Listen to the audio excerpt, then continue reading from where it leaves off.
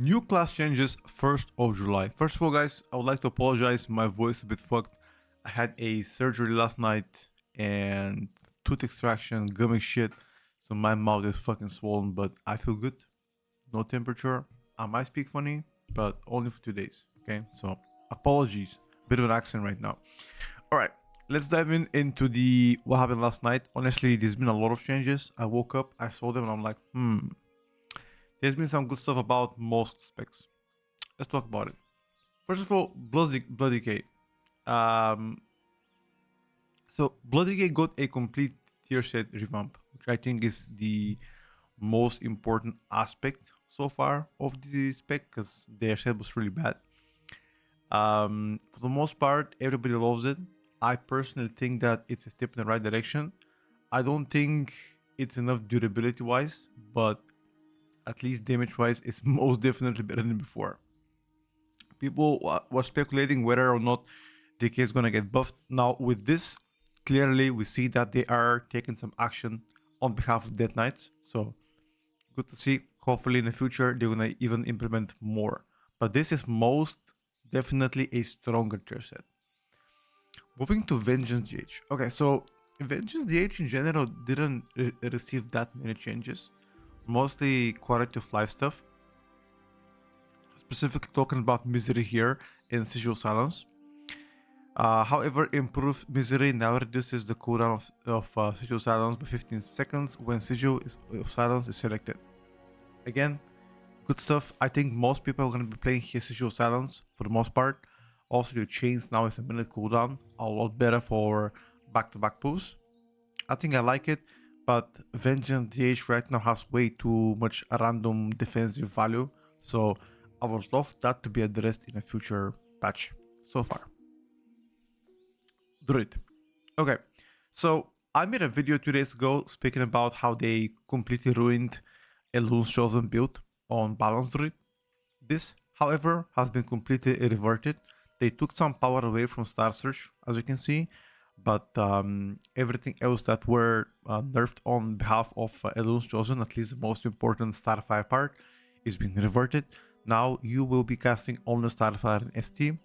Thanks God, I don't want to play Keeper's Groove. That shit fucking sucks. So, good stuff. Druid needs a lot of love. This is not enough, but again, it's something. Forgot to mention the orbital breaker can no longer be manually cancelled to reset your orbital breaker progress. So that's also a nice touch. It makes it less degenerate. Pharaoh Druid is performing really good on PTR so far, and it's been buffed, it seems like. So they gave you Shred Cut from swipe damage to be increased by 10%. Shred and Cut from swipe, my bad, sorry. So I'd like to mention something here that is gonna be a super big problem, and I've said it before. Your shred damage is way too high to the point where Rake is completely useless, and it doesn't really get to be picked up or even used only for like ST or like 2 targets. I think up to 3 targets, depends if you have double Rake low. So a Rake buff is something that I love to see. This is good, but it pushes you more towards playing non-Rake builds. On top of this, all damage buffed by 3%. Merciless Claws and Rampant Ferocity have swap positioning for the talents. Merciless Claws increases shred and swipe damage by 25%, was 20 before. Blood Spatter increases Ferocious Bite by 8%, was 2, but now has a 6 max stacks. Overall, I think this is still going to be a buff. Taste of Blood increases Ferocious Bite by 16%, was 12. And another 8% during Tiger's Fury was 12. Okay, so as you can see here, they did some shifting of damage, but for the most part, this should be a slightly better outcome of what I was expecting for Pharaohs. I was expecting to see a nerf on behalf of the RIP, because it accounts for like, I think roughly 32% of the overall damage right now. So that didn't happen. W. Moving forward, Guardian. Not many things, just bug fixes, that's about it. Hunters. So they said, wow, Hunter is too OP in terms of tier set, let me just move it back. So they another tier set and gave you more baseline damage of Explosive Shot. Nothing changes, MM Hunter is too terrible. It's likely the worst spec to play so far. Like rotation is the worst, the flow is so bad. I don't like it. MM Hunter needs some love ASAP. Mages. This time around, Mage got the most amount of changes, and you're gonna see in a bit, they buffed the defensive big time. So let's see what they say. We're counting to iterate Mage defensive capabilities based on PTR playtesting feedback. We're unifying the functionality of improved barrier. Okay, so blah blah blah blah blah. They will give every single mage 2 barriers. And look what it. And on top of this, Arcane gets another barrier. I think Arcane is already the tankiest pick out of the mages after this PTR. So they make it even more tanky. Watch this. Prismatic Barrier has been redesigned. Prismatic Barrier gains additional charge and further reduces magical damage by 5%. Okay. Blazing Barrier gains additional charge and cauterizes your wounds, healing you for 50% of your health. Oh, sorry. Healing you for 50% of your damage it absorbs. And an Ice Barrier gains additional charge and reduces your physical damage taken. I think this is by far the strongest. The physical damage taken, maybe for leveling or some specific niche situations with bosses, this is good. But I think the 5% magical damage taken even further reducement is very good. On top of this, you're gonna see in a bit, new talent, refractive images. 10% of the damage you will take is instead dealt over 8 seconds. Casting mirror images increases this effect by 30% for 15 seconds. So once again, mirror images becomes a defensive cooldown for Arcane Mage. We love the orb slinging playstyle of Spellslinger Mage. Now, currently, Arcane plays Sun Fury all the time, and they're focusing heavily on charges, blasts, not so much on orbs. And want to preserve the distinct difference in the game feels between the two hero specializations. However, Orb Mastery overtaking clear casting usage and pushing arcane missiles out of your rotation has shown to have a negative impact on overall talent selections. These changes are aimed to keep Arcane Orb as powerful highlight of the Spellslinger playstyle while allowing arcane missiles to remain an integral part of Arcane Mage identity. Additionally, the new defensive talent and refractive images... Okay, whatever. Let's see.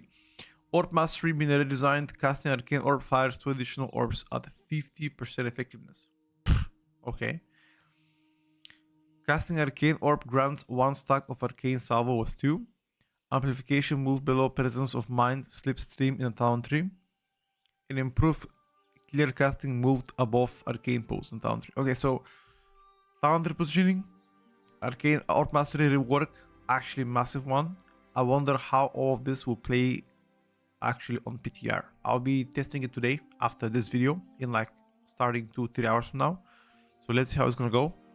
But this definitely looks pretty interesting. Holy Paladin or General Paladin. Finally, Holy Paladin changes. Let's see what they cook with this spec. We're making a few updates on Holy Paladin with the intent of shrinking the performance gap between Light of Dawn and their other spenders, increasing the overall damage output and increasing the viability of Beacon of Virtue.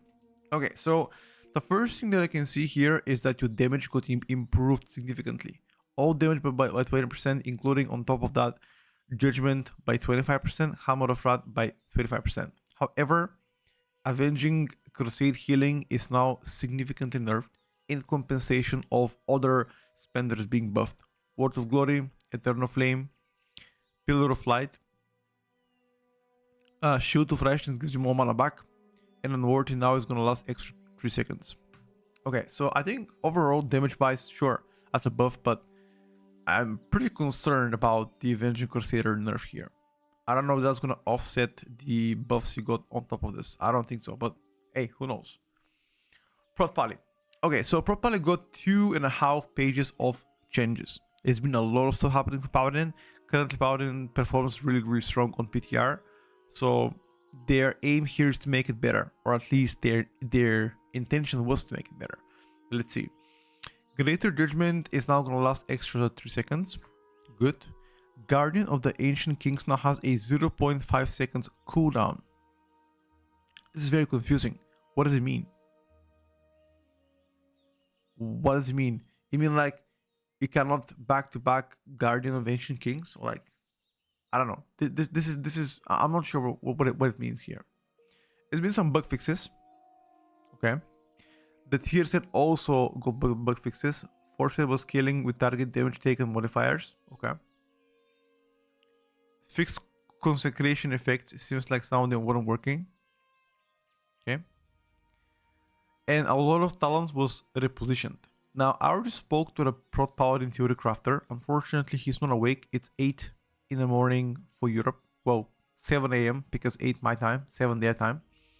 So it's really... I'm not sure whether this is going to be a buff or a nerf, but there's been a lot of class changes on top of the talent tree. So, yeah.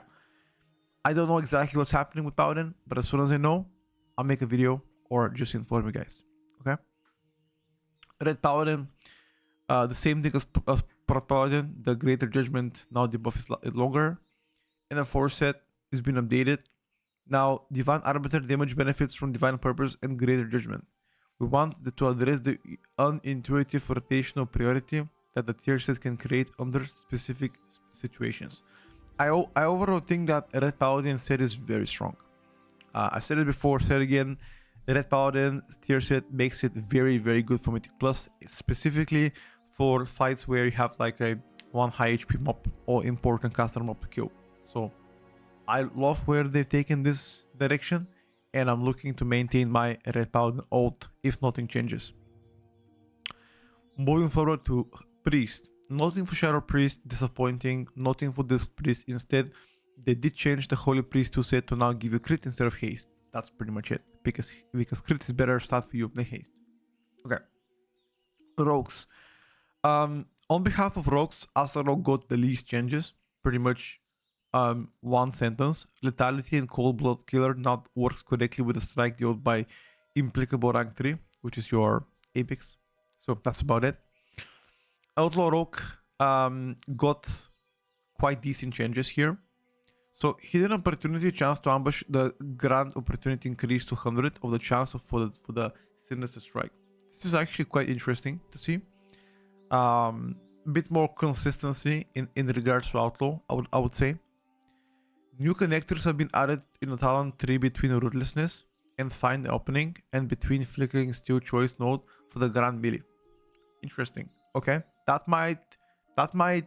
So previously you were sometimes, well, not previously, but like you were actively locked in behind the same talents, whether you choose to do more STO AoE. So this might be good opening. I gotta see how it's gonna play out. Audacity and Hidden Opportunity are not as strong as other talent options, so we are adding some effects to them to make them more competitive. Okay, so Audacity now increases the ambush damage by 60%, and Hidden Opportunity also reduces ambush energy by 5. Killing Spree shots have higher chance to target your selected target if they are valid. I think Killing Spree now is going to be a very important button to press. They're buffing the 4-piece, chance to activate by 20% was 12 before, but can no longer activate from Sinister Strike additional hits from Opportunity. Bit of a bummer. This should be net neutral change for the most part. It should feel the same amount of procs. Force set. Free dispatches now properly trigger Scoundrel Strike and Fate Bound Coin. Good bug fix. Savrog. Gormau's Bite redesign is actually quite good. I am a bit surprised to see that being changed, but I really like the direction they've taken with this talent choice in general. Now, I'm gonna save you the feedback read here. TLDR, everything that we spoke about, you know, the gen issues, the resource scars in a previous video of like, you know, first impression of Savrog has been pretty much reverted. So you are still gonna have the same amount of flow compared to season 1, which is for the most part fine. I thought different direction was going to be taken with Savrog, but apparently not. As you can see, here you go. Shadow Technique base effect frequency has been increased to 40. Shadow Technique now gives you once again 5 energy instead of 4. Shadowcraft no longer causes Shadow Technique to generate additional energy and should no longer duplicate the base energy generation of Shadow Technique. And then it should trigger more often. However, some talents have changed positioning in talent tree. I did not explore this. What does it mean? Which talents have changed? I have no idea, but I will log in soon. Currently, as you can see here, bit of an issue logging in, but I'm sure in a bit they will let us in. Enhanced Shaman, 2 set got changed.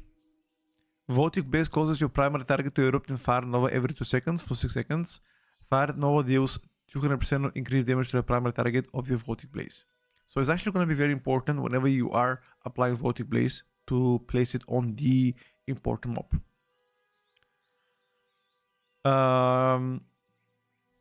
That's fine. I mean, it was good. And the reason why they did this is because the set bonus should prevent situations where the tier set bonus was losing effectiveness when fighting small group of enemies. Okay, sure. Restoration Shaman condensation value increased by 300%, the 4-piece. And then some bug fixes here with the 2-piece. Overall, fine, sure. I mean, that's a big buff to the 4-piece, by the way. Warlock. Okay. So, Warlock, they did nerf Hellcaller 2 weeks ago. And pretty much killed every single build with Hellcaller. And they decided, you know what? We feel like might be a bit of over nerf. So let me buff it back. So they buff Wither damage by 25. And Black and Soul damage by 45. So all of this means I'll try it after today with Hellcaller, see how it plays out. And I'll try also Destruction Hellcaller, which right now should be the go-to after these buffs. At least. So overall, not too surprised. And here is the interesting part on Affliction Warlock. If you guys have been paying attention to PTR, their 4-piece is so powerful that you are casting Seed of Corruption on a single target. That's how good it is. And instead, they're like, you know what? 4-piece is fine. Let me nerf the 2-piece. And let me change the 2-piece, because apparently the 2-piece was too OP, gave way too many shards. So now the 2-piece got redesigned. It increases agony damage by 15% and corruption by 25%. Now this is very good. I think this is gonna be good for both picks, but specifically for Hellcaller, the stacking damage from the Wither plus corruption on top will be very good. I would assume this is also gonna work for Wither as well. I will see how much of my overall damage comes from the Wither. Today I'm gonna be testing some, so we'll see. Warrior, last but not least. Tactical Edge on Arms Warrior has been redesigned. Colossal Smash immediately grants 1 use of Sudden Death. We feel like the original design effect was difficult to feel and eroded the uniqueness of Tactician. We think this design will be much more rotationally impactful and provide some additional interaction for Slayer and execute focus builds. Side note, nobody plays Slayer. Everybody is playing Colossus. So I guess that's not too bad. A Ravager been updated. Enemies damaged by Ravager takes 50% increased damage from your bleeds for 12 seconds instead of 25. That is a huge buff to Ravager. The same thing happens for a Protection Warrior as well for the Ravager. And one more thing for Prot Warrior, Revenge has been updated. Your successful dodges, parries, and auto attacks have a chance to make your next Ravage cost no rage, with only dodges and parries. That's good, by the way. That's good. That's some free Revenge procs back to back, which will increase your output. Pretty good. Yeah, pretty much here, what they're saying on Prot Warrior is in the dungeons, Ravage triggers very frequently, contributing to many buttons being highlighted at once and overwhelming the rotation. But in raids, the soul content revenge frequency is so low. So that's why they did it, to make sure your raid performance actually goes up as well. Overall, that's all the changes. We are going to be testing them on PTR this week. I was expecting to see some trinket tuning. There's some OP trinkets that are taking a huge amount of emphasis when it comes down to, you know, you using them. Soon to be nerfed, probably. Hopefully. That's it, chat. I mean, I'm surprised by the decay lack of changes. I was expecting to see Frost decay nerfs and Unholy decay nerfs, or at least the tiers to be nerfed. None happened. I was expecting to see Devourer DH changes. None happened. So I don't think that's gonna change much. It's more of a W for mages at this point. Anyway, I'm off to testing. Once again, very sorry for how I sound like clown. I will make sure to recover better, and I'll see you guys tomorrow. Bye for now.